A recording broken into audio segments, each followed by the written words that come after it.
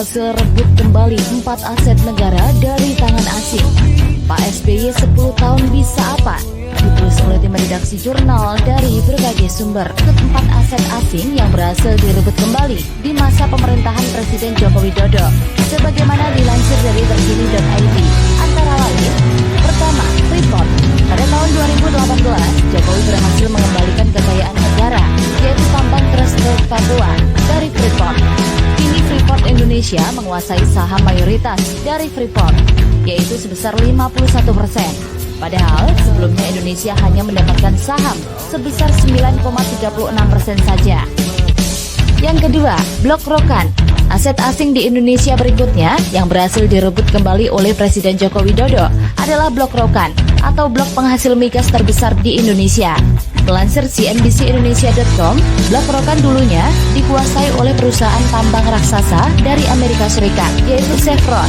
Namun, pada tahun 2018, Rokan akhirnya dikelola oleh Pertamina setelah tahun 2021 hingga 2041. Yang ketiga, PT Newmont, Nusa Tenggara.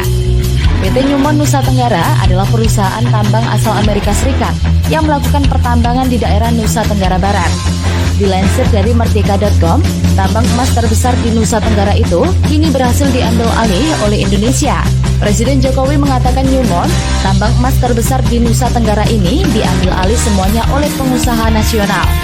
Setelah diambil alih, Newmont Nusa Tenggara pun kemudian diubah nama perusahaannya menjadi PT Apan Mineral Nusa Tenggara. Aset asing di Indonesia terakhir yang berhasil diambil alih di masa pemerintahan Presiden Joko Widodo adalah Blok Mahakam. Blok Mahakam merupakan blok migas di Kalimantan Timur yang telah lama dikuasai oleh perusahaan Prancis INP. Dilansir dari CNBC-Indonesia.com, Presiden Jokowi menyatakan Blok Mahakam kini telah diambil kembali oleh Indonesia setelah puluhan tahun dikuasai Prancis pihak asing.